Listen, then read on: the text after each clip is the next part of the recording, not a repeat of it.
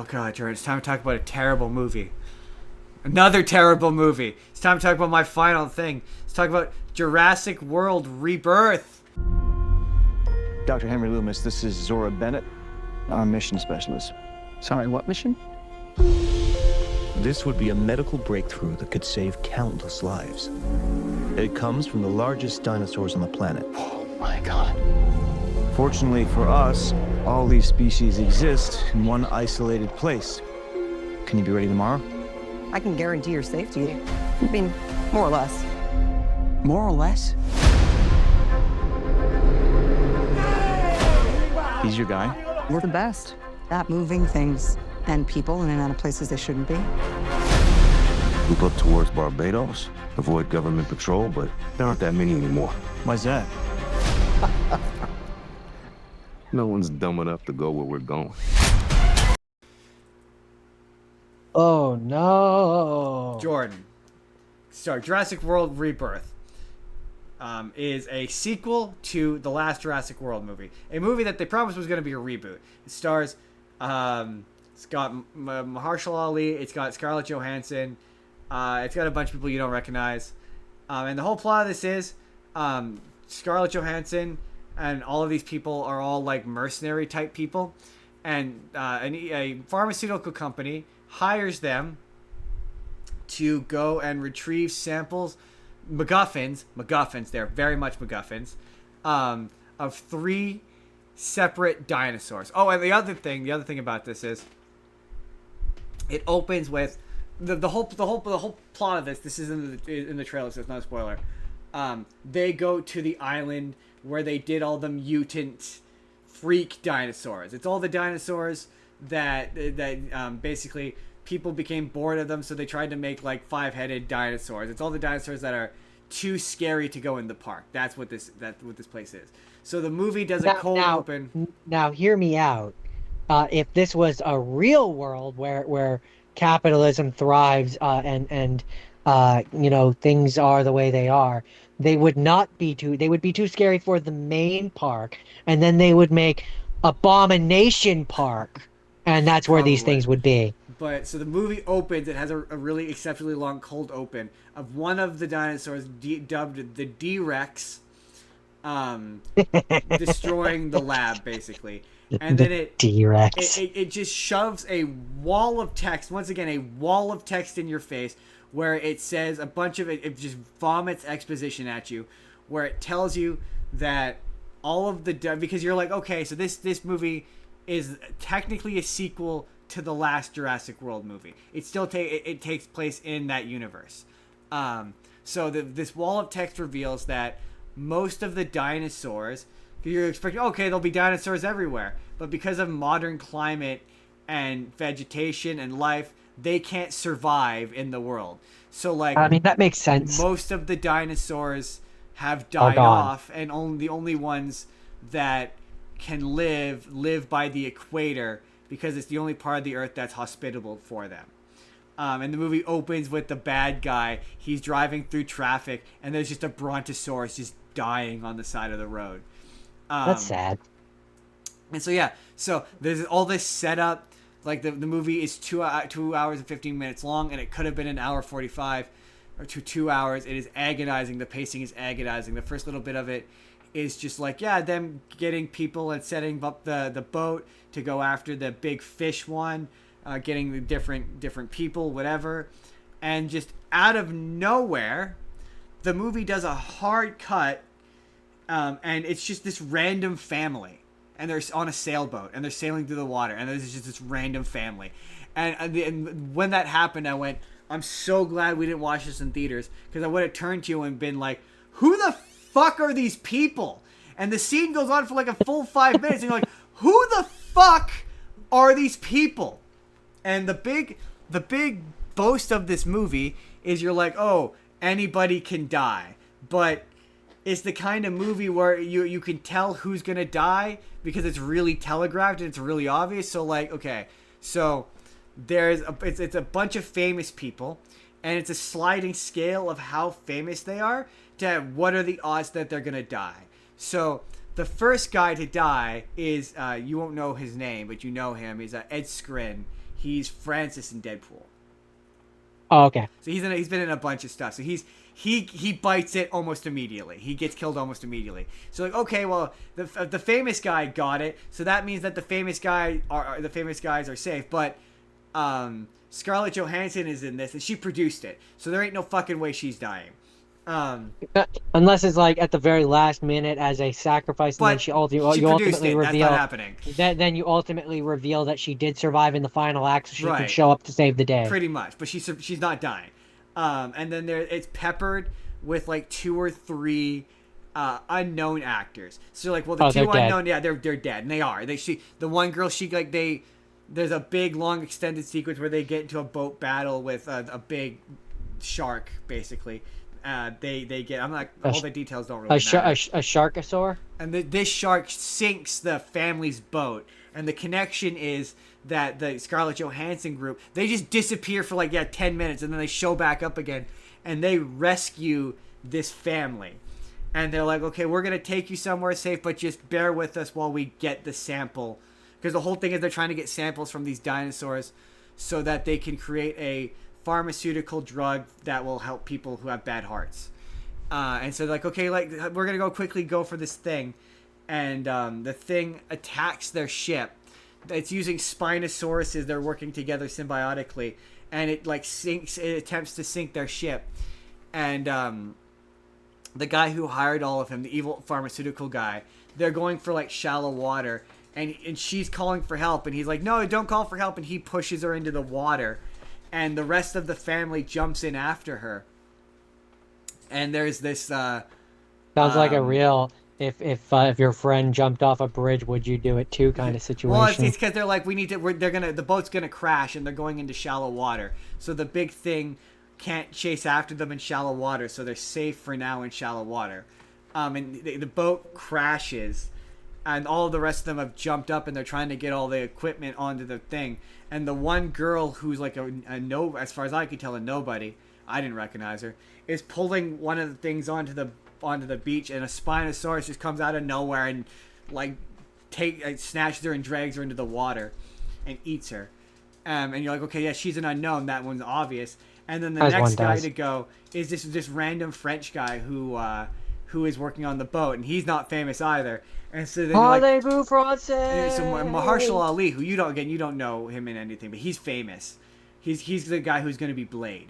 He's like proper famous. That one is. But he's the movie is sort of telegraphing. Oh, and so then they when they crash the boat or whatever, the family and the people who are hunting after the dinosaurs, they split up, and it becomes in 2 completely separate movies. It becomes Scarlett Johansson and the people hunting the dinosaurs, and the family trying to survive on the island. And Scarlett Johansson is an infinitely more interesting movie. It's way more interesting. She's a way more interesting character. She's got a lot of charisma in this, and I was enjoying it. Every time it cut to the family, it was agonizing. But also, the family had some kind of touching moments. Like, there was there's a running gag between not a running gag, but a running subplot where the daughter has a boyfriend who's a lazy piece of shit, and he, as the movie goes on, matures as he like adjusts to the situation. Like, he jumps in to save the daughter, and he's helping the dad. So that to me just sounds like a worse version of Jurassic Park 3, where like you have the really cool Alan Grant, and I want to follow him and be with him, and they keep cutting back to this lame ass wife and husband. The frustrating bit about this movie is it's got interesting ideas in it, like the notion of like, okay, this is the further continuation of the sort of subplot they've had throughout these movies of humans are bored. They're bored with dinosaurs. So that one of the guys, he works for a museum, and people have just stopped coming because they're no longer interested in dinosaurs. Because Jurassic World was around, they're just so desensitized to them that they don't care anymore. That is interesting. The fallout of just having these creatures in your lives, that's interesting. It does a bunch of, like, it's basically doing the law, or the one you watched, Dominion, where it's them going to the island again, which is just doing Jurassic Park 2. It's doing, the movies have already done this. It never justifies its own existence. It's like it never does anything interesting that the previous ones didn't already do. Eventually, they run into the mutant dinosaurs, and like you're like, okay, yeah, mutant dinosaurs. Like this theoretically could be interesting. Like this is the stuff that's a bit more like monstrous, and it's like it just kind of devolves to being the D-Rex he's a 6-armed, he's got a big bulbous forehead. It's just another Indominus Rex. It's just not very, but he looks slightly scarier. Like he's just not very interesting.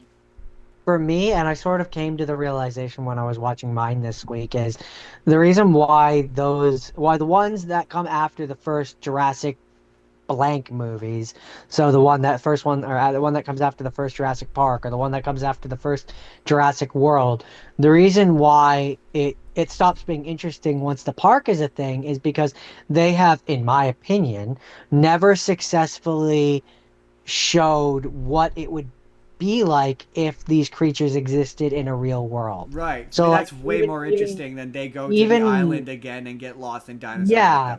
So like even in what's the one after Dominion? Evolution or whatever? Yeah. That one where the dinosaurs are supposed to be just out and about and living and they're not. You get like a sanctuary where you see them, and you get bugs. Right. That movie you get bugs. This is kind of the same thing where you're like, oh, you're expecting instead of getting to see like a city where like you have people trying to drive down Los Angeles Boulevard, and you have a Triceratops who's trying to graze on the grass. That's what's frustrating about this movie does kind of do that, because it opens with the bad guy's like stuck. Oh yeah, and then obviously the last guy to bite it is the bad guy. He gets eaten. Like, and that's obvious. They telegraph it the whole time. The one clever thing is they make you think that they're gonna eat the boyfriend. The boyfriend's gonna sacrifice himself, and he never does. But yeah, so that's, like that happens early on in the movie where he's driving through traffic and there's just a brontosaurus dying. But that's what I wanted to see. Like, yeah, you're like, okay, this is continuing on. You're expecting now dinosaurs to just kind of be everywhere, and that's expensive. So the movie has to go out of its way to explain to you why they aren't, and it's dumb. I also understand from a movie standpoint. Some people saying this was a good movie, and I don't understand how it was awful. Well, I understand from a movie making standpoint of, okay, you have it out in the world. What is the movie? Yeah. Like, if it's just about the dinosaur, and that's kind of the problem is, once you take it out of the park, what is the movie about? Well, it has to be about either some megalomaniac wanting to use the technology to some bad thing. And so that's where I kind of have always been with you, where I'm like, if you're going to do more Jurassic Park movies where it's out of the park, it kind of has to devolve to the Russians and the Americans both want the dinosaurs to do a war, and the dinosaurs become the world's version of a nuclear arms race. And like, I'm saying. Like, how sick would it be to see a guy riding on the back of a T-Rex? Like, that's kind of the logical progression. Well, that's the thing. Movies. That's they hinted at that in that first one, is they were talking about the behavioral. Like all of those movies set up the idea of these dinosaurs being trained and doing cool shit, and then they never do anything with it. Yeah. Ever. Like to me, so if I'm making a Jurassic World movie, which takes place in this world that they've established, and the one that you just watched doesn't exist, and it's continuing Dominion. Actually, I'll continue off of the one I just watched. What I would do is I would have it be where the next movie, you can even bring back Chris Pine? Chris Evans?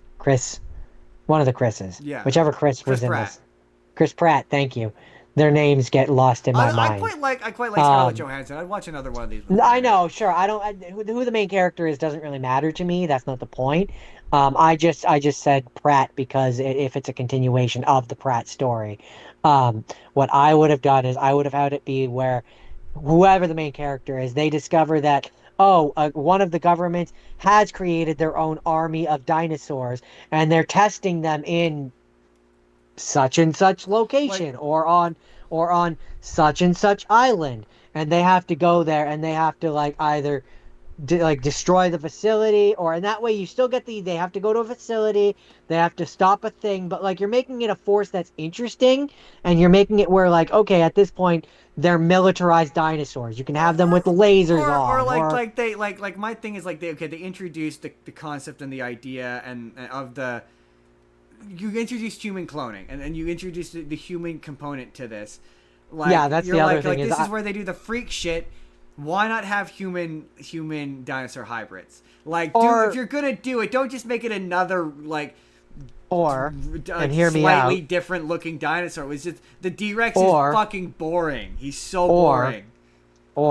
And hear me out on this. You've introduced human cloning. Have it be where the psychopaths create a clone dinosaur army where each dinosaur and clone are created together. So they're like, they listen to each other or whatever.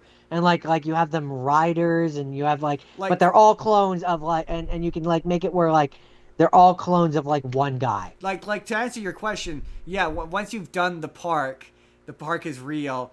What you do from that point, these movies never do it, is you go, okay, what's the geopolitical consequences? They kind of hint at it, but they never actually do anything with it, and it just evolves to, okay, they're on a jungle island walking through the jungle, and oh no, there's a slightly bigger dinosaur comes out of this one. At least there's a bunch of it where it's on the water. It's especially on a boat, and there's a big water one that there's a bunch of cool kind of like it's not. It's a bad movie. It's terrible and it agitated me and I hated it. But that's not to say there wasn't parts of it that was entertaining. My thing with these movies as well is like 30 minutes shorter. Once Jurassic World exists, like once you have that park and it was successful and you ran it successfully, you know how to handle these animals because at the end of the day, they're still animals. But like so, let me finish. So if you like you exist in a world where this park existed for however many years, they have developed the technology to successfully track and know these animals. They're not a threat anymore. They're just animals at that point. The big predators, they're as sure, but you would develop guns that would stop them. You would develop like tasers that would be strong enough to knock them out. Like they're not a threat anymore. A lot of this movie exists to be like, well, how come the dinosaurs exist to be like, how come the dinosaurs just aren't everywhere? Okay, they all exist in this one specific location on the planet, or they otherwise die. It's so lazy. Like it just like because there's interesting elements to this where you ask the question, okay, well, how do the dinosaurs impact the ecosystems? Like a big part of this is a big shark thing, whale thing that is like patrolling the oceans. Surely that's bigger than anything on the planet. Like surely this has impacted the ecosystem. How like that those are the questions that you answer with this. Not like they go back to an island and go to a lab. Like, oh my god, that's so fucking boring. And having not watched the one that you watched, but I'm going to throw my 2 cents in anyways. It particularly doesn't make sense when you remember that this canonically takes place in the same world that the first Jurassic Park movie took place in.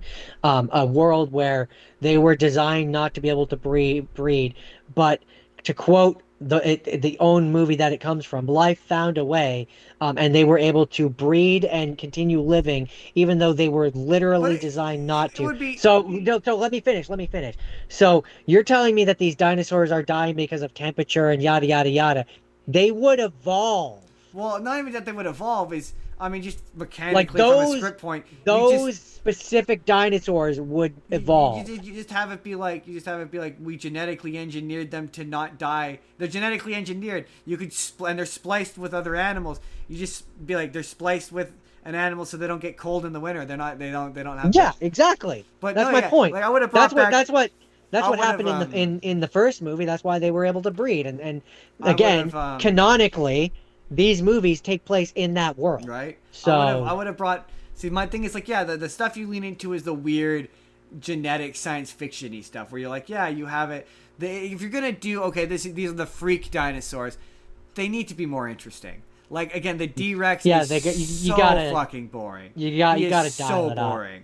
I Like, if couldn't you're gonna believe that people said this was good. Like, it was. if I you're was like, gonna this if was you're gonna have awful. like another T-Rex, I mean, at the very least, it's got to be the size of a mountain. Right, or something like, Or something, or like, something. or have it where like it has like blades on its arms, or Oh, like the it's the tail why is. is the family, the thing that they kept cutting back to the family, and it was agonizing. It was like I was watching two separate movies, and the only reason why the family is in this movie is because there's the one scene that they kept talking about. We talked about in the news once, where it's the scene that they didn't. That's from the first book that they cut out of the first movie, where it's they're trying to sneak or get past the T-Rex on the river in the inflatable boat. That scene's in this movie, and that's the only reason why the family's in there. They otherwise could be completely cut out of this movie. Oh, that was the other one. In the family, there's a bunch of scenes that make you think that the little girl's gonna get eaten, and the little girl's not gonna get eaten because it's just that kind of movie. It's too dark. Right, That's too dark for for this kind of movie. So you're like, yeah, it's not. No, exactly who's gonna die at what point they're gonna die, and it's so predictable and it's so obvious. And it's just like, yeah, I would have been far more interested in a reboot where it's Jurassic Park, but instead of it taking place in 1995, it takes place in 2025, and it has the same technology as Jurassic World or whatever, and it's a modern, updated version of that. To me, that's 1,000 times more interesting than being in this universe where you're doing nothing with this premise or nothing with this concept. You're doing nothing but the same shit with ingredients that are interesting, but you're not doing anything with them, and that's what made this so frustrating for me. It does not justify its own existence. I would also reboot it, but I'd go even further. I wouldn't have it be in our modern time.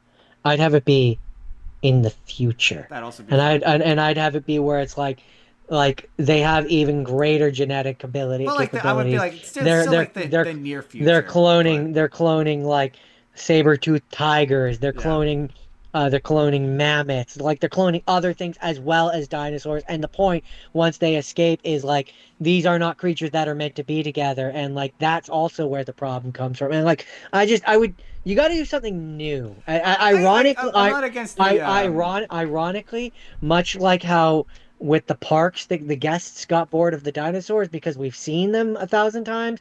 I'm bored with just the dinosaurs. I want other things. I don't disagree. Yeah, that's not a bad idea. You do it where it's a mishmash. You can have saber-tooth tiger just writes itself. Having a saber-tooth tiger in there would be sick. It's someone impaled with a. But anyway, right?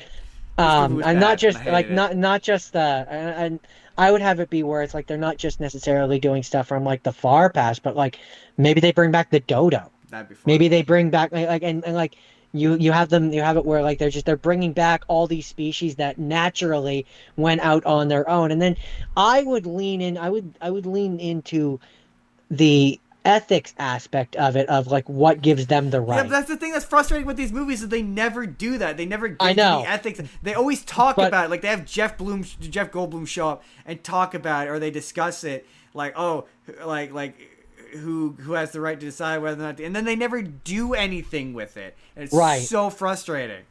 But that's what I would do. Makes Also, these movies boring. I would have it where in my version where it takes place in the future, I mean, I don't know how you do this. They should but make John Hammond closer to what he's like in the books and just make him an absolute monster. But I would have it where he doesn't care that his because I think this would be hilarious. I would have it be where some of the exhibits are humans who used to be alive who are no longer, and one of them is the Jeff Goldblum character, and it's just him going like, you had no right to bring me back. Just because you had the technology doesn't mean, and just have it be an entire scene. Fun. But yeah, where he lectures human them. Cloning. Why did they not? Why introduce that as a plot point if you weren't gonna do anything with it? Like, there's so much of that. Why introduce that as a plot point if you weren't gonna do anything with it? It happened a lot in this movie. It's a good question. Like it's really like all of the characters in this have like a tragic backstory. The Mahershala Ali character, he's just like, his daughter died and they never get into it. Same thing with Scarlett Johansson. She has a partner who died and they all have a tragic. But it's really dumb, bad movie. That's it. So that's dinosaurs. Dinosaurs. The name of that movie is going to be, or the name of that video is going to be Justin in the Bad, Not Very Good, Awful Movie. Justin hated the new Jurassic World movie. I like my name better.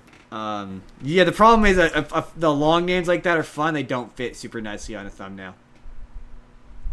I'll stand by what I said. Anyway. Hey everybody, it's Endcard Justin here. Let me know down in the comments, what do you think of Jurassic World Rebirth? Was it a waste of time, or did you love it? Let me know your thoughts down in the comments down below. But in the meantime, if you would like to see the full podcast that this video is from, you can click the box on the left, and that's going to take you to Dinosaurs, where we talk about dinosaurs. Or you can click the box on the right, and that's going to take you to a random video that YouTube thinks you're going to enjoy. Hit subscribe if you haven't already. We put new videos out 7 days a week. Or you can just leave us a like. That helps us out. We will see you all in the next video.